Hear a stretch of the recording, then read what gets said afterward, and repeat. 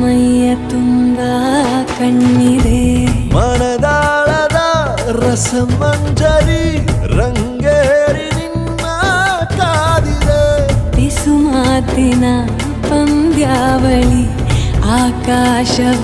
ಆಕಾಶವಾಣಿಯಾಗಿದೆ ಸಂಜೆಯ ಕೆನ್ನೆಯ ಮೇಲೆ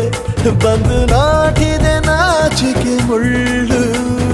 ಮನದ ಮಗು ಹಠ ಮಾಡಿದೆ ಮಾಡುವ ಕೊಂಗ